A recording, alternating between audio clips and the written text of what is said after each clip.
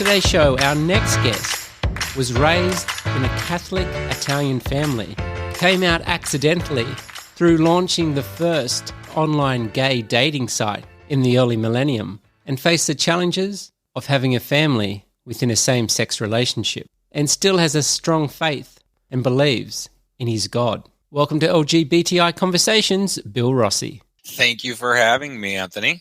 Now, I was reading in an article that you wrote. You said, figuring out who you are is at the core. Talking about that, can you tell us a bit about figuring out who you were coming out as gay when you were younger? Yeah, I've got quite interesting backstory on coming out. So when I was much younger, even when I think back, I didn't realize I was gay. I was always high honors, straight A student, always in the popular crowd. So I always had a tremendous amount of pressure on me, right? Just to be the popular kid. And when I got into high school, that's when I actually realized something was different. And it was because, again, showing my age here, we would go into the locker room and change for gym, and in high school, you didn't do that in your younger years. And so I remembered seeing another student, another male, in the shower, and I remember looking a little bit too long, and I thought, why did I do that? But I didn't pay a whole lot of attention to it. And tie into all of this, I was raised a religious Catholic, devout Catholic, went to Sunday school, went to church every Sunday. I actually went to Catholic high school. And so, as I'm sure you know, the Catholic religion, especially back then, was very anti-homosexuality. And so I think even if I kind of knew that I was at the time, I couldn't be, because my religion said I couldn't be, right? So this is through high school. Soon as high school ended, and all that peer pressure came off of me, and I got into college. And I dated women, obviously, all through high school and then through the beginning of my college years. So I minored in psychology, and I did that because, again, in the back of my head, I knew something was different, but I couldn't quite put my finger on what it was, right? Because I couldn't be gay. I had a lot of internal conflict, knew I wanted to have kids. And, again, I was like, well, how are two men going to have kids? And, just all these ideas and things swirl around in your head. And so I ended up pursuing a psychology degree, among other degrees. But during the psychology courses, one of my classes was human sexuality. And I remember I went up to my teacher after class one day. We were in a section about homosexuality, and I asked him, I said, can I talk to you? And he said, sure. And so I just said, how I was feeling. And he said, I think you may be gay. And I said, oh, I can't be gay, right? Socially, I can't be gay. Like my church says I can't be gay. And so that's kind of where it was that turning point for me mentally, that I started to open my mind up to it. And again, it's comical now when I talk back about it, because I'm like, really, that was me. I've always had high performance vehicles, and I street raced. And so I had met a guy, very into cars, right? And he ended up telling me that he was bisexual. And I was like, oh, okay. Again, still, dating women at the time. And, I started hanging out with him more and more and more. And then he had this group of guys who were all gay. And I was the butt of a joke. Behind my back, they're like, he's gay and he doesn't even know it. And again, obviously now I know. I was just in denial at the time. And I knew I wanted to have children so badly that I would have done anything. I would have married a woman. In fact, I was actually engaged to a woman, because I thought that was the only way I could go. And so a friend of my parents who had a son, who I knew he was gay, and I hadn't seen him in a while. And he actually reached out to me. It was probably, I want to say, about 6 years from the last time I had saw him to when he reached out to me, and he said, hey, meet me at the mall. And I said, okay. I was intrigued. And so I ended up meeting him at the mall. And so, again, we're younger, right? He had just gotten out of high school. I was, in college. He went from this skinny little kid that I knew 6 years ago to this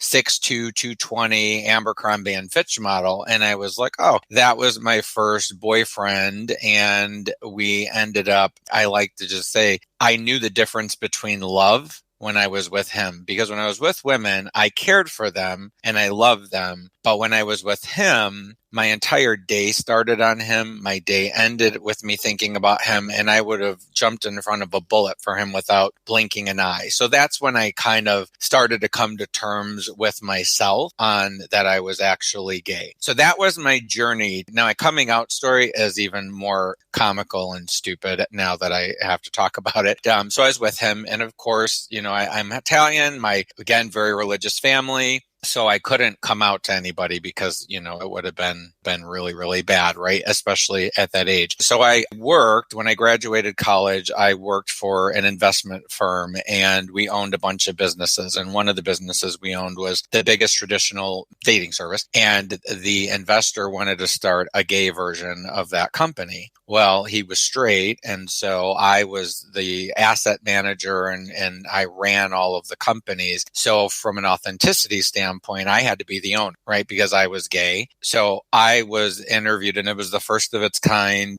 LGBT dating service. We're talking almost 20 years ago now. And so I was on every news channel, written in every newspaper, because again, it was at the time, 2005-ish, it was a big deal. And that's actually how I came out. I didn't tell anybody.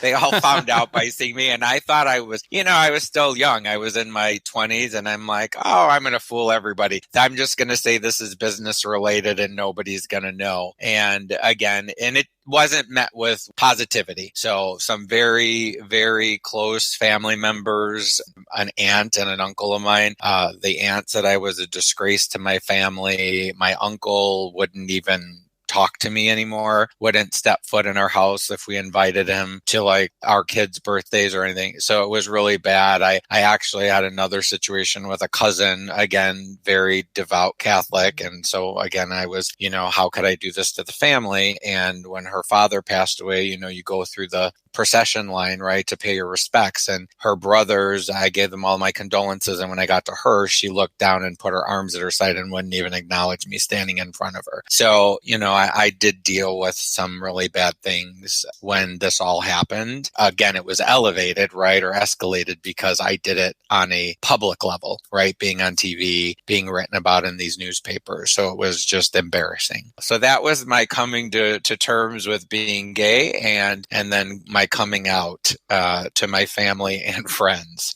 Tell me a little bit more about the whole developing one of these first gay dating scenes. Now, that seems pretty interesting business concept. So what year were we talking? This was in 2005, or we had owned the franchise for a few markets in the country for a straight dating service. So the concept was basically taking that business model, adjusting it to the LGBT community, and that was the company. And how was that received by your customers? Well, again, in 2005, things were a lot different, right, than they are in 2023. So it was well received by the clients, but the pool of clients was a bit different. So in full transparency, back then, obviously gay marriage was not here, right? Barely even domestic partnerships, civil unions at that time. So gay men being relationship oriented wasn't everybody's particular desire. And so that made it a bit challenging because we were a service that was trying to put you together with a life partner, somebody that you wanted to spend the rest of your life with. So I've noticed now over the years,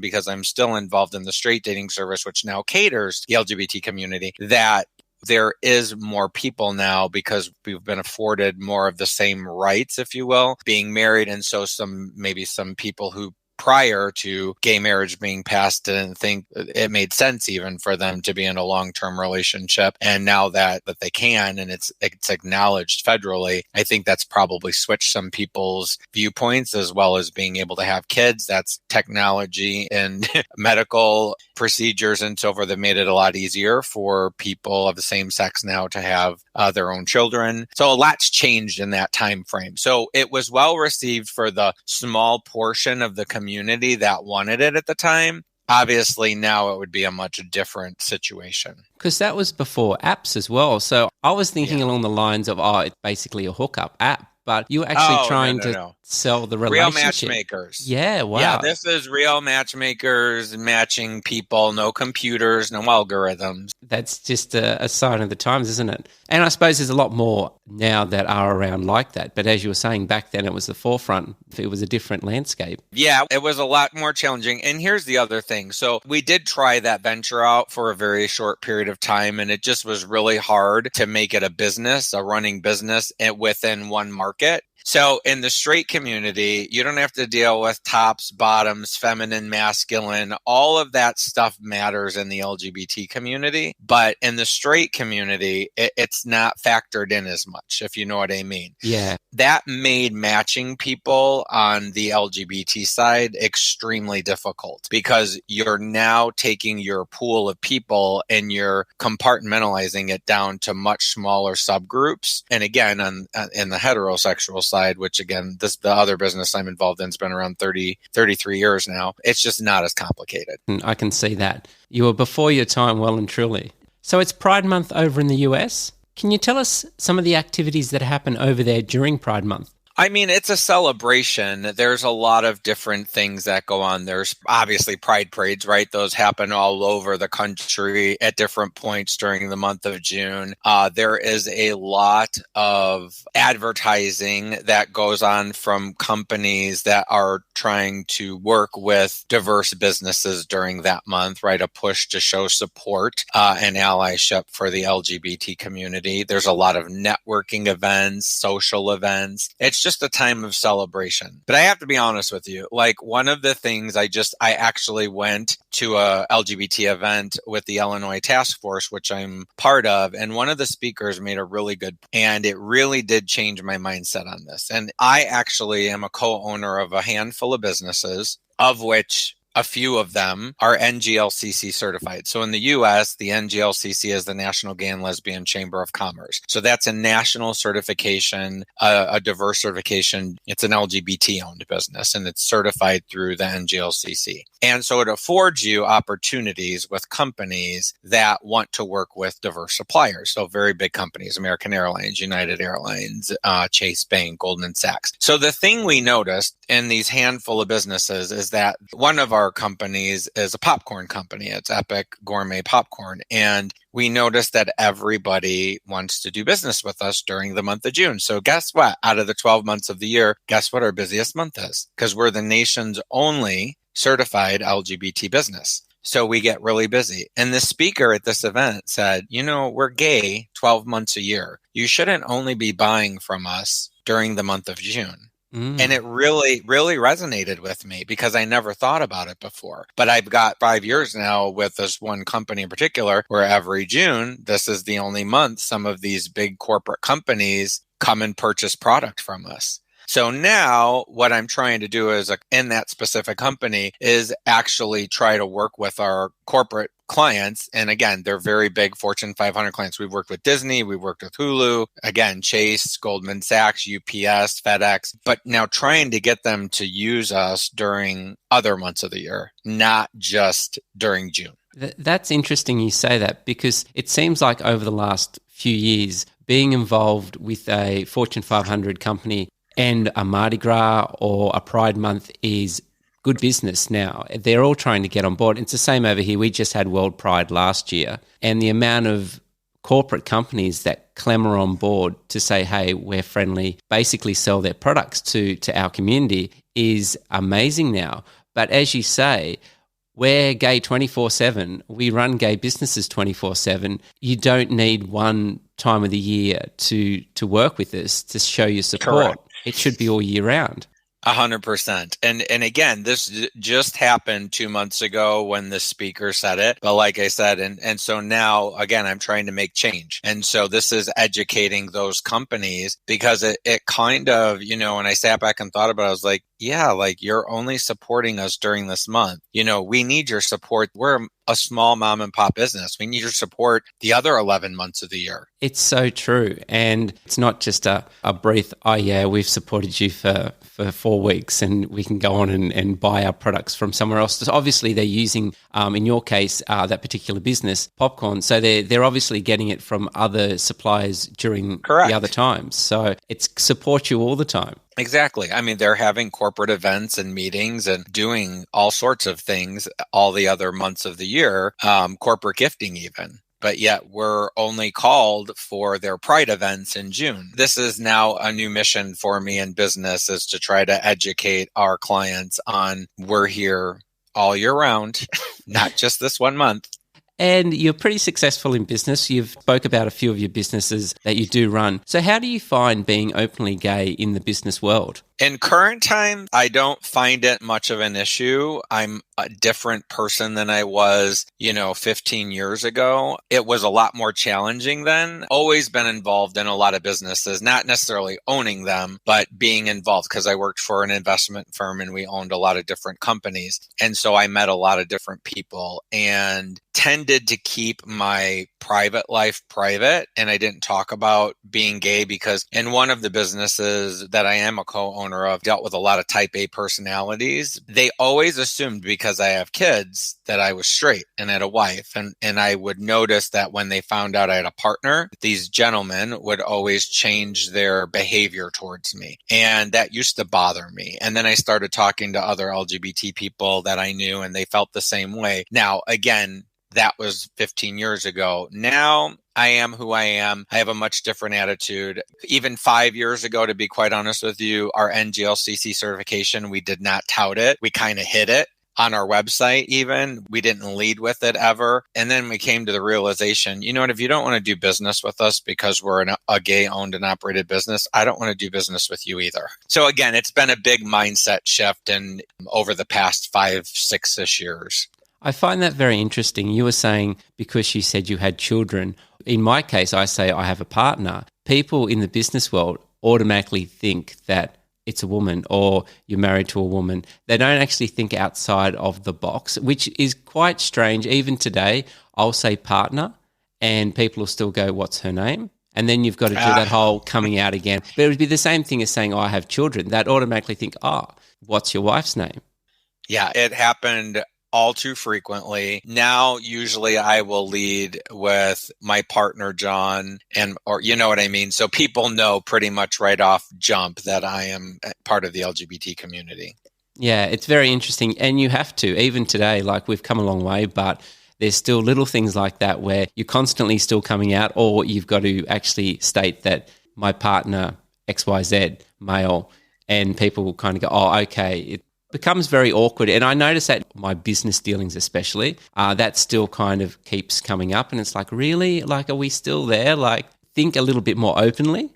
It shouldn't matter, right? Like, that's one of the lessons I try to teach everybody is like, I actually have a really good friend who is a very conservative person. We are his only gay friends. But he made a comment when gay marriage was getting passed here in the United States. And he said, I don't understand this. I don't understand why they're calling it marriage. Marriage is between a man and a woman. And I let him talk because that's just me. Like everybody's got an opinion. Everybody's got a viewpoint and a side. And I try to understand that as a human being, right? Because that's what we are all different. And I said, let me ask you this. I said, how does gay marriage affect you? How is the fact that this law is going to be passed and give me and John the right to the same thing that you and your wife have, how is that impacting you? And he goes, it just needs to be called something else. And I said, okay, I'll tell you what. In a year, I'm going to come back after this is passed. I'm going to ask you how it's affected your life. Now, I'm a bit of a smartass. So I did. A year later, we're at dinner and I said, hey, how's that gay marriage affecting your life? And he goes, shut up, Bill. And I was like, exactly. It's not affecting your life. I go, but you made it such a big deal a year ago before it was passing. And now you realize it doesn't affect you in the slightest, but it affects me. And you made it such an issue. And he's like, I know. But then there was a new thing that had happened just recently, actually, Target brand here in the US. So they're doing a lot of commercials with same-sex people in the commercials. And we're like after the Super Bowl here, and we're watching TV, and he goes, "Why do they got to shove it in our face?" And I said, "Shove what in our face?" And he said, "That." And I go, "The two guys?" And he said, "Yeah, why do they got to shove that in our face?" I go, "They're not shoving it in your face." I go, "It's merely representation. They're representing a same-sex couple and a heterosexual couple. That's all it is. It's just representation." I'm like, "They're not shoving it in your face." Obviously, this piqued my interest, right? Because I'm like, if he's thinking this way, how many other people think this way? So I started talking to people. The thing in the United States, which I don't agree with, is Republican and Democrat, right? And people think if they're Republican, they've got to be socially Republican and not just right conservative. And so they always get tied together. And so I started to ask people who I'm friends with, that I'm colleagues with, or whatever the case may be, that I knew were like Republican. And I started to ask them about this. I said, just curious, have you seen these ads? And they're like, yeah. And I'm like, do you feel like that's shoving it in your face? And I've got one of those personalities where, again, people know I'm not going to get mad at them. So I create this safe environment for people when I talk to them. And so I will tell you, 8 out of 10 of them said yes. And I thought, wow, these are people who are okay, quote unquote, okay with LGBT people. But then when they see it on TV, it's shoving it in their face. So it was just a really, again, another eye-opening experience for me as to what goes on in people's heads. Because once you figure out what's going on in people's heads, you can start to address those things and correct them. And it is very interesting that people still think that way as well. Like if they do see representation of two gay guys or lesbians or something like that in an ad or an advert, they automatically think, oh, why are they putting it in our face? It's a bit of a barrier there that's still going on today, which it kind of makes you think, where is that coming from? Oh, it absolutely does. Once you hear this, I mean, it was shocking to me that somebody would look at a commercial and think that by showing a same-sex couple, that's shoving it in your face. Yet you're friends with me and my partner and my children. Yeah, exactly. It's very strange, but it's a cultural shift. The younger generations now, my kids' generation, they're just started high school. They don't look at any of this any different. Nobody does. And they went to Catholic school, by the way. And my biggest fear was that somebody was going to ridicule them, mock them, make them feel less of a person because they had two dads. They've made it through first year of high school. I do have a lot of optimism and hope for this new generation coming up, that the LGBT community is not going to be looked at as a marginalized community. And I find that so exciting about the younger generation. Like, so many people have come before us in the community and fought for the rights that we've got today, and experienced absolute horror growing up. And now we've got these younger generation kids that, they're using non-binary, they're using all these other words. And if someone was to say to them, like your children, such and such is non-binary, such and such is bi, gay, lesbian, they'd just look at you and shrug their shoulders and go, correct, no big deal. So what? Who cares? People are who they are. And that, to me, like you were saying, there's a lot of hope there to think that, you know what, in the next 20 years, we've got this, we've moved on, and that we can just become as one, and it's not a big deal.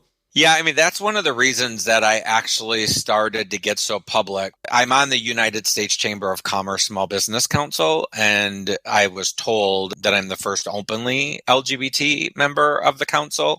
They found me, or I am a mentor for the Illinois LGBT Chamber mentorship program. So I coach people that are looking to start a business and help them find their path. And so that is actually how the U.S. Chamber found me, is because two of my mentees actually won first and second place in the biz pitch competition a couple years ago. So then I went through a series of interviews, and it was around Thanksgiving time here. And right before Christmas, they told me that they had picked me. So I've been involved in that a little over a year and a half. And it's actually, for a lot of different reasons, been a true accomplishment for me to be in DC. And we are the biggest lobbyist group in Washington, DC. And my job on the council is to work with all the other small businesses business owners in the country, find out what their problems are, what their needs are, and then work with the council and the chamber to help Congress pass laws to help small businesses. So it's been really impactful. And then along with that, Crain's, which is one of the number one business publications here in Chicago,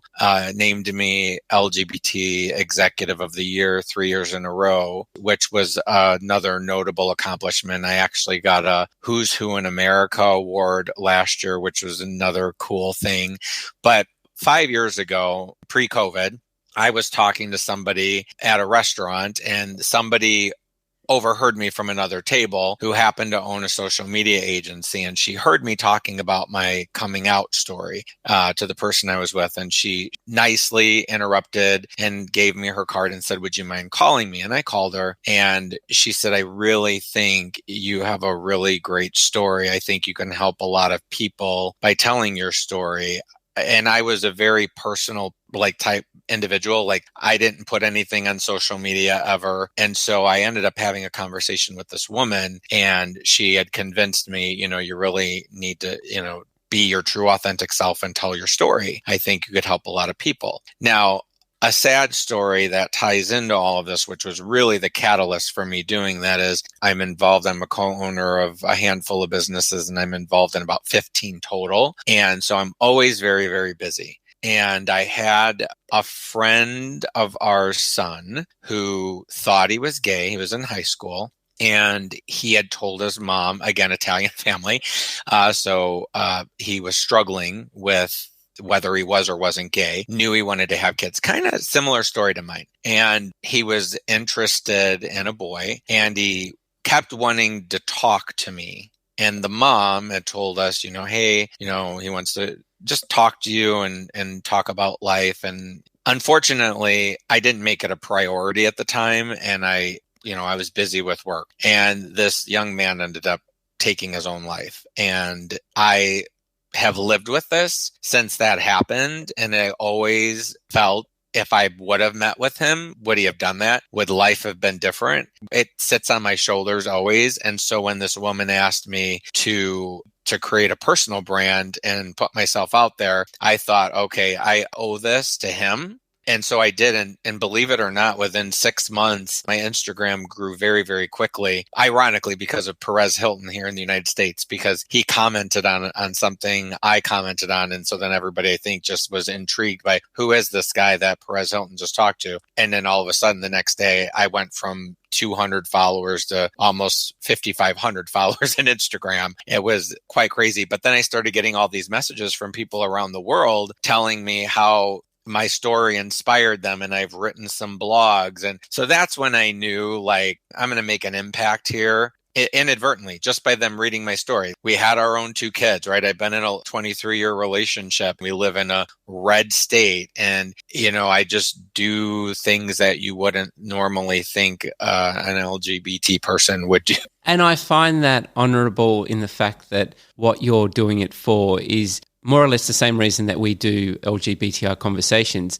It's if you can get to one person before they make that decision, that's going to affect not only their immediate family, but a ripple effect of everyone they know when they decide to do something crazy and take their own life. It's worth it. It's worth the challenge. It's worth the knockback. It's worth putting yourself out there, because it only takes one person to change someone's directive in life. And I think that's a pretty powerful thing.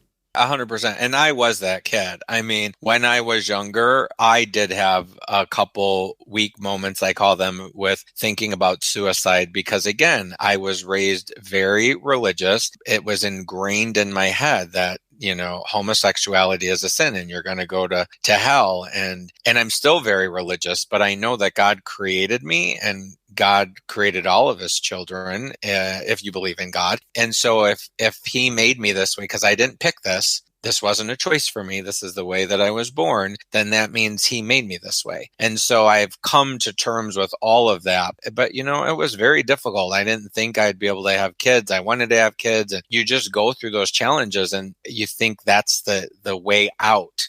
but it's not the way out. And everything can be fine. Like you said, one person can make a difference. That one person, when I told about June being Pride Month, that one person changed my whole mindset on what June should be. Yeah. June should be July, August, September, October, November, December, January, February, March, April, May, and June.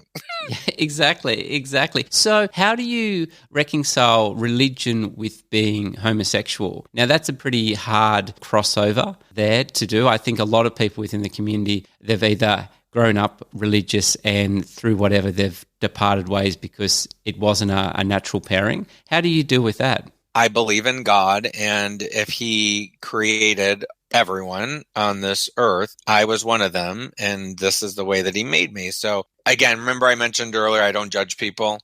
So that's where I lie in this. Like I do me. I'm going to be me. This is who I believe in God. I'm still a Catholic. I still go to church. It is a struggle. I'm not going to make light of it. It is very hard for me because I was raised with the notion of treat others as you'd want them to treat you, right? Do unto others as you'd have them do unto you. So I have always led my life that way, and I lead with kindness. The reality is I try to lead and do everything I do in life with kindness. And that creates, again, that ripple effect, right? If you lead with kindness, you hope you get kindness in return. So I do have struggles with it. Again, some people you just cannot fix or change. Like my uncle, no matter what I would have done or said to my uncle, he would have never been okay with the fact that we were a same-sex couple. Now, my aunt has come around. She still doesn't agree with it. And I just have to accept that about people. I cannot change that for them. I've tried, and they're not going to change. So I can either choose to keep getting angry about it and let it affect me, or I can choose to move on and just keep going. That's what I do. So for the Catholics out there who live in glass houses and want to throw stones, I just don't pay them any attention. And I suppose a Catholic, like other religions now, have finally turned around and thought, we're getting with the program. Even the Pope a few months ago done a speech on homosexuality and how it was welcome within the Catholic Church. So even a church like the Catholics, they're slowly getting on board, which must make it easier for yourself. Yeah, it is definitely progressing, but as I'm sure you know, things have a long way to go. There's still quite a big divide, but it's moving in the right direction, which is all that matters. You want to keep trending forward, trending positively, and not going the other way. Now, you said you always wanted a family, and back in the day, you didn't think it was going to be possible, but here we are today. You've been married for 22 years, so that's almost like, in gay terms, I think we can double it, so we can go 44. Yeah, right? You've got twin girls.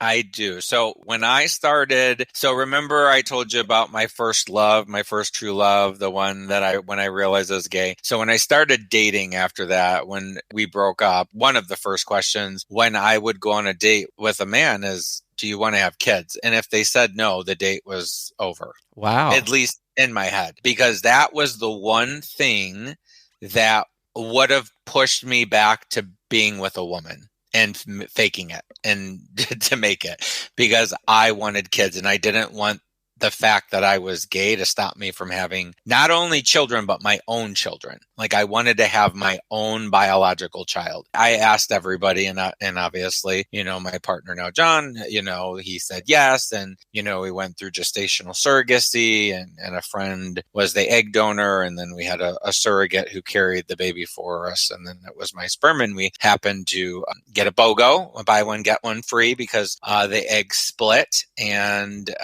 we got identical twins. 2 children. So, obviously it was in your future for sure. Well, I was going to make it happen one way or the other. Trust me, I'd have figured it out. Well, you were pretty harsh there if you didn't want children next. So you were pretty committed to the family. Yes, my children, my family, they're the most important thing to me. Yes, I have a lot of, companies and a business, but my family is first and foremost my number one priority. And they mean more to me than anything. And how did you meet John? We actually met in a gay bar of all things, right? And I saw him for a couple weeks, week after week. And I thought he was cute. And actually, one of my friends who's straight, most of our friends are straight, but one of my good friends, she was like, "You keep looking at that guy." I was like, "Well, he's cute." And she's like, "Okay, I'll be right back." And I was like, "Where's she going?" Well, she ended up going and grabbing him and bringing him up to me and introduced me. And then I was so embarrassed. I didn't talk for 20 minutes. I mean, that's no joke. I stood there next to him, just like watching people. And finally he looked over and he goes, "Are you going to talk to me or what?"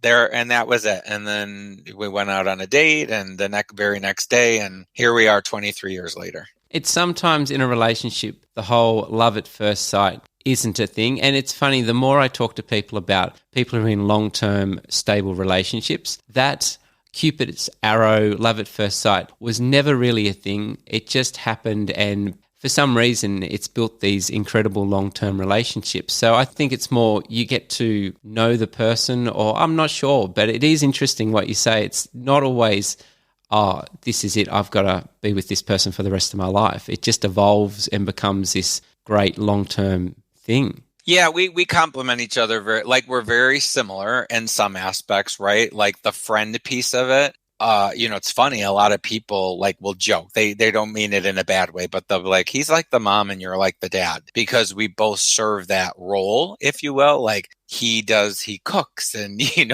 does all the female type stuff with the girls, like shopping for dresses. And then I do a lot of the other stuff and going to sports. And so, but we just create balance with each other. We always have. I mean, any relationship is difficult, right? We have our ups and downs just like everybody else. So I know communication is the key to any successful relationship. So I don't let things harbor up, and I don't explode and bottle things up, because relationships don't end overnight. They end over time. So something breaks down at some point, and then that creates a snowball effect to other things. And so I'm very quick to communicate. Like if there's a problem, we talk about it. We may need a little cooling off period, but we will address it right away. And we have open and honest communication with each other. And I think that is the key. I've just coming up to 20 years in my relationship, and communication is definitely the key there. And also not afraid to debate a situation and just agree with someone. For as much as you think, "Oh, I shouldn't really, I should just let this go." A good debate where you see both sides of the story in any relationship, I think, is a healthy thing. 100%. Yeah. Because again, you can't succumb to the other person all the time, because then you're not being true to yourself. Right. Exactly. So again, we all see things from a different lens, and it's just meeting at that point where, you either agree to disagree or you agree to agree, but you at least communicate about it and you know where each other stands. So again, it seems to have worked for us for all these years, and clearly it's working for you too at 20 years. Yeah, exactly. So how do you find being a rainbow family in today's family culture of, obviously, there's more heterosexual families than there is rainbow families? Sure. Yeah. So I mean, I've got obviously a lot of little funny just things that have been said. Like one time we found out somebody was like, "Oh, there's 8 LGBT families in the archdiocese, and we're the only same-sex male couple. The other 7 were female couples." First of all, I was like, who cares? Like, why is this a thing? Why is this being talked about? A woman who cut my hair years ago worked at a very prominent salon and would say people would come in and talk about the couple or this gay couple. And I'm like, so we're a novelty. So again, it's not the norm, right? We're not the norm, but we just do us, blend in. There's another story. Apparently, when the girls were in Catholic school, one of the parents went into the office and said to the principal, "I've heard there's a same-sex couple who have their kids going to the school. This religion teaches us that that's not okay. Why are they allowed to come here?" And the principal said, "There's probably more love in their house than a lot of other households in this school. And if you don't like it, you can take your kids somewhere else." Now, we found out through somebody who worked in the office that was said, but to know that principal backed us in our situation, oh my God, that meant the world to us, right? So our people will defend us through thick and thin. So I'm not going to say it's hard, and I'm not going to say it's easy. I just say it's life. I mean, we just live our lives, and I try not to always put myself in that bucket of we're different.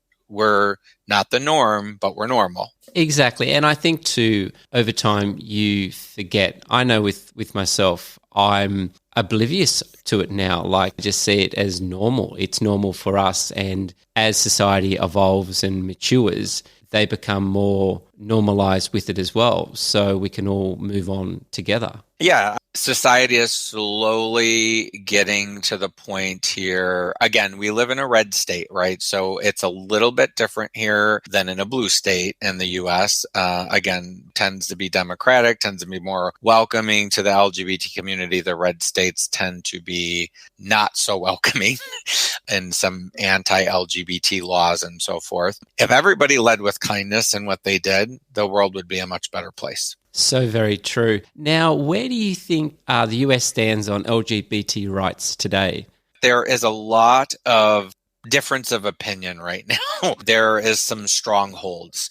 So if you look at things holistically, the goal is to get everybody in the middle, to be in the middle and to just be okay in general. But what's happened here, prior president that we had, there's been a big divide. And so now what's happened is the middle has shrunk and people have gone to the outskirts. So you have some states that are very anti-LGBT right now, and they create laws around things. For example, I'm sure you've heard of this, the Don't Say Gay bill. That is in Florida. And you've got Orlando, which is where Disney is, which is very LGBT friendly. And then you have Fort Lauderdale and Miami and Key West, big LGBT areas in that state. They originally created that Don't Say Gay bill for kindergarten to third grade. Now they're thinking of extending it into high school. And, I put that into context with my situation. That would mean my kids, because they can't talk about gender, etc., in that sense, could not say that they have two dads if they were in high school there.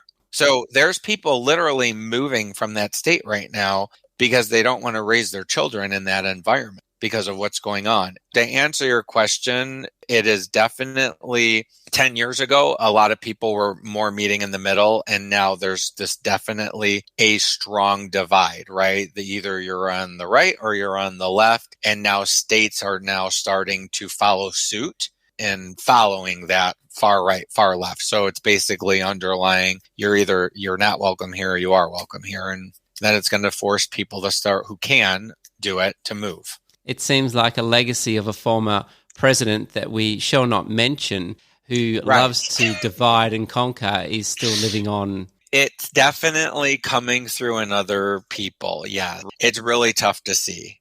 There are some personal things that happen in our state. We had to actually adopt our girls. John did, because they're biologically mine, but we had to have our girls born in Illinois, even though we live in Indiana, right outside of Chicago, because Indiana doesn't accept same-sex adoption. So they had to be born in Illinois, and he had to adopt them in Illinois. So that was a little bit of a big inconvenience to do all that. Crazy. Well, the same thing with the whole drag queen storytelling. That blew up in the US, but then no sooner it blew up there, here in Australia, same thing happened. And again, I was shocked and amazed thinking, are we here still? Like, is this still an issue? You've got these right-wing people coming out to protest, although they don't seem to be getting very far, especially here in Australia. They're getting shut down pretty quickly, which is good to see. But we're still having this conversation, which blows my mind. Oh, I agree. Well, and it's not getting shut down quickly here. Like, states are literally banning this stuff statewide. It's crazy to see this stuff happening in 2023. It just really is. Feels like, I've been around a while, but it feels like we took 10 steps forward, couple steps backwards, 5 steps forward, and now 10 steps backwards again with what's going on with some of these.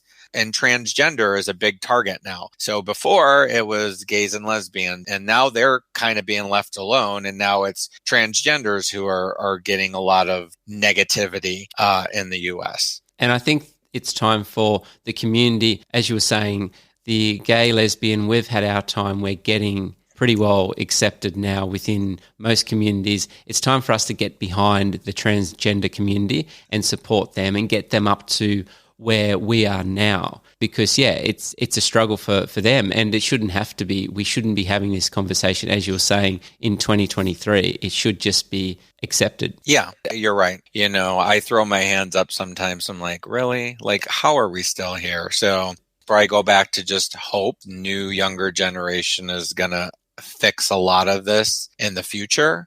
They don't agree with the things that are going on right now. So when they get older and they actually have a voice and they'll be able to use it, it will definitely make change.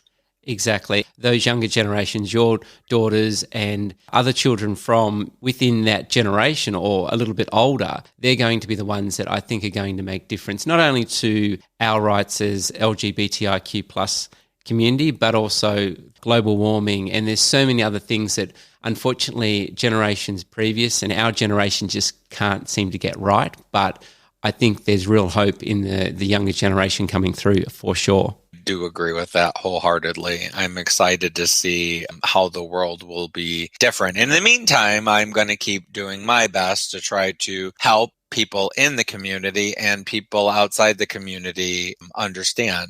My mission in life is to make a difference. One way or the other, I'm going to keep plugging along and do everything I can do to make a difference and make a change. And I'm pretty sure with what we've spoken about today, you're doing that now, which is great. If you could go back and tell your younger self anything, what would it be? I'm always going to lead with be your authentic self, because for a long time, I wasn't being my authentic self because I was afraid of what people were going to do or say. Not that everything happens for a reason and my path was what it was, but if I would have been truer to who I was back then, so I would be you. Be who you are. There are people that love you. And for the ones who don't, it's easier said than done. But I just ignore that stuff. Drowned out the noise and stay tried and true to who you are. Bill, thank you so much for coming on LGBTI Conversations. And thank you so much for what you do for the LGBTI plus community. Thank you for having me, Anthony. I forgot to tell you my dad's name is Anthony, so it's a great name. Thank you.